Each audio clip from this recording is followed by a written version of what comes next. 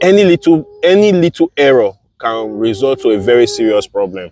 Pregnant women who are, advanced, like, hello guys, welcome back to our channel. So today we want to bust some myth or some funny beliefs that many of us have, that when you are pregnant you cannot eat some certain food. Like, some people tell you when you are pregnant you cannot consume things like slimy things like snail, okra, because if you give birth to the child is going to drool.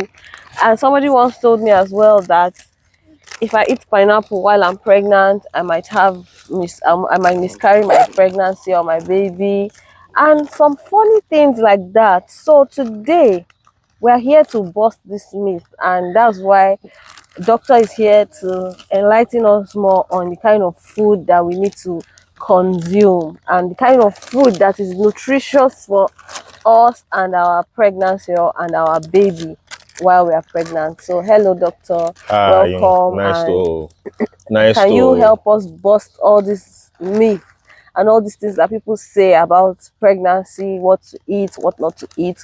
What are the kind of food that we can consume while we are pregnant?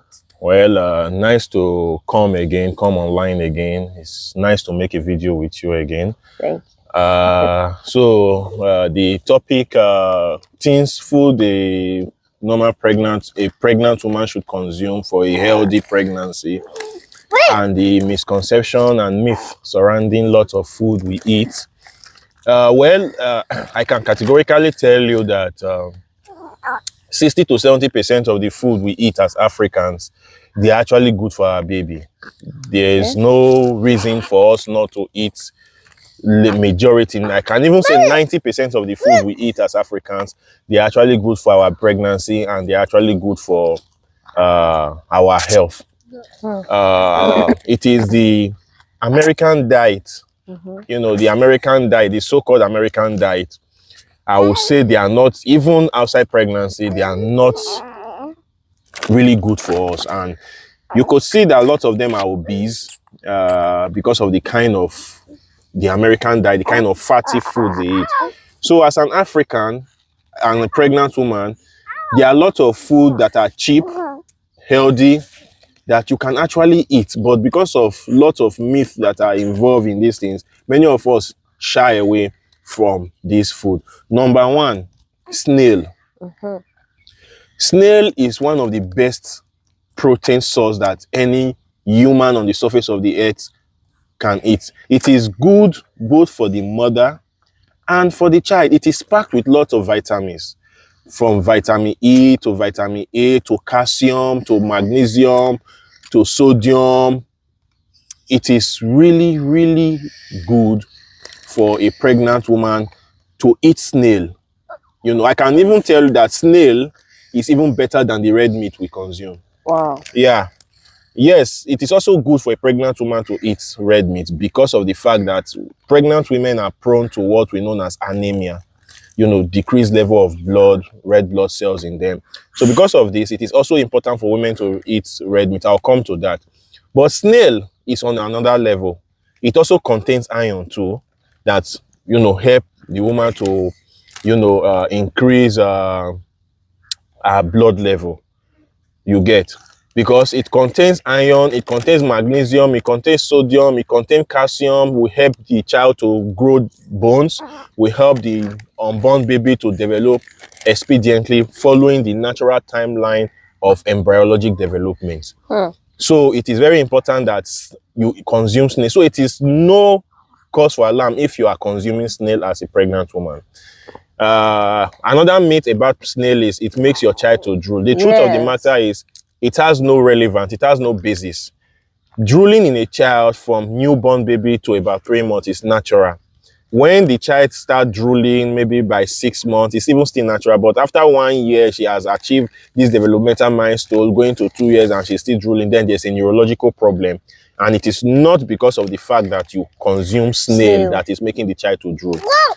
Drooling is one of the symptoms of a neurological problem in a child. So it is not the snail.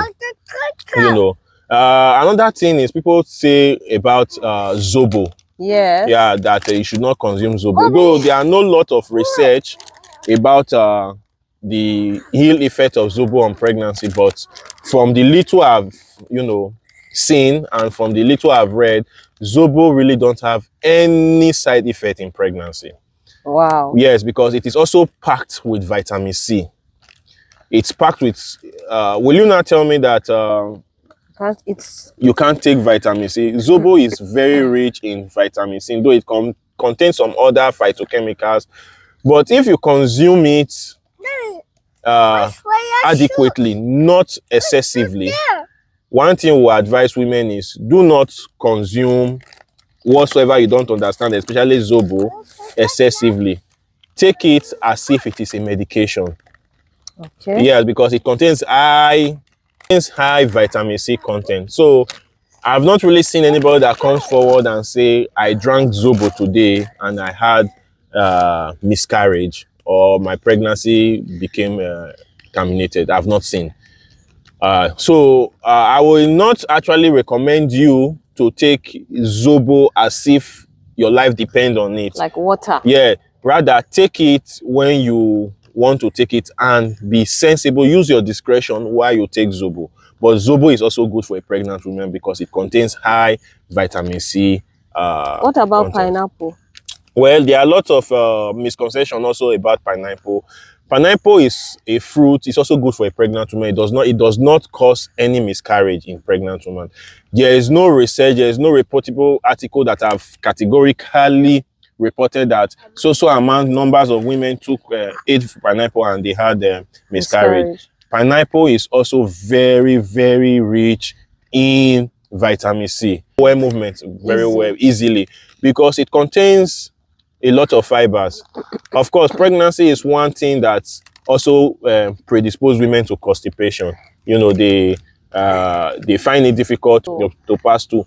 So if a pregnant woman eats pineapple, it will also aid her bowel movement. Result to miscarriage in women? No. So what about things like tea, like coffee, Lipton? Because these things too have a lot of misconceptions. Yes. People say they are not good. Okay. Coffee, I will advise pregnant women to actually avoid coffee, especially in their first trimester of pregnancy, because coffee, as we know what we call phosphodiesterase. You know, there's a mechanism of action surrounding it, and we all know that it is also a stimulant. Though I'm not so sure if it crosses the placenta for the baby, but I've seen lots of articles on coffee that especially caffeine, because it contains caffeine rather. I've seen lots of articles about caffeine in pregnancy, that it results to reduced fetal movement in baby, reduced baby development. So it is really not advisable for women to actually take coffee in the first 3 months of their pregnancy, their first trimester. In fact, any drink that contains caffeine should be avoided. What about Lipton? That's tea bags. Yes, Lipton is a no-go area. Wow. Yeah, Lipton contains high amounts of, some of them contains high amounts of caffeine. They contain there's a I've forgotten the name, but it's a tea. It belongs to a tea family that will cause dehydration in pregnant women, will make you to pass urine excessively as a pregnant, even down to coffee too. So I really don't recommend people to take this tea bag, especially in their first trimester of pregnancy. But maybe when they are now in their 3rd trimester of pregnancy or 2nd trimester of pregnancy, when we know that embryonic development have crossed the Rubicon, we call it gametogenesis, organogenesis have been fully integrated into this pregnancy, into this developing baby, then there's no cause for alarm taking all these drinks. But in your first trimester, you should avoid it as much as possible, because at this time of pregnancy is the time when your child development in your child can go, any little error can result to a very serious problem. Huh. Yes. Wow, that's serious. So, in summary, things like coffee, Lipton, and some drinks that contain high level of caffeine Yes, should be be avoided. avoided. Most of your canned drinks, most canned drinks should be avoided in your first trimester of pregnancy. Fizzy drinks. Fizzy drinks, you should avoid them as much as possible. It is better you take your own made drinks, your tiger nut drinks, like kunu. your kunu, your zobo. You know, there are ways we make our African drinks. It is far better for you as a pregnant woman than drinking these fizzy drinks, canned drinks you buy in the supermarket. You want to form what? What are you trying to impress people that you are a big woman? You are going to antenatal. Why can't you do this fizzy drink in your refrigerator? Put ice, put it in your flask and go to antenatal. In your Stanley. Yes, and it will be better for you. You know, we are blessed in Africa, but unfortunately, many of us we want to copy the Westerners, the Western lifestyle that they are even trying as much as possible to run away from all these particular drinks and this particular food. You know, you should treat yourself before you even get pregnant as a woman. You should treat yourself for any underlying disease, so that your pregnancy will be seamless, will be unremarkable. At the end of the day, will be seamless. So after you have done this, then you start thinking about nutrition. Nutrition is very important. So as a pregnant woman, it is very, very important for you, even before you get pregnant, vegetables. Okay. It is one of the most important food a woman should consume, a pregnant woman should consume. Not shawarma, not KFC. Not because you are pregnant. Because you are now pregnant, this is when you start eating. Because I've taken him down, that is when your husband will start buying you catfish pepper. There's what we call the neural tube defect, which occurs some days before you even know that you are pregnant, you know. So because of this, it is important that you as a pregnant woman, you take folic acid or you eat lots of vegetables. Because the body really don't produce this folic, these things. So you have to take it. You have to consume them. And vegetable is one of the richest things you can get. These things, not shawarma, not catfish pepper soup. Not catfish pepper soup, but I thought catfish is also good. No, it's good. I'm not saying it's not good for a pregnant woman, but I'm only saying that yes, things that are more important than catfish pepper soup, vegetables, green leaves, they are very important for you as a newly married woman or that is trying to conceive. Because if eventually you even conceive immediately, you might not even know that you have conceived. So this you need to have started eating it even you need to, as far as you are even and you before you conceive, you must eat this vegetable. Is very important for you. The another thing you should eat as a woman who is trying to conceive or who has conceived and you want a flawless pregnancy is meat. Red meat. You understand? Before you are giving only Oga the best of meat. Once you are pregnant, you should also eat the best of meat because it will aid you to have enough blood for you as a baby, for you as a mother and for the baby as well.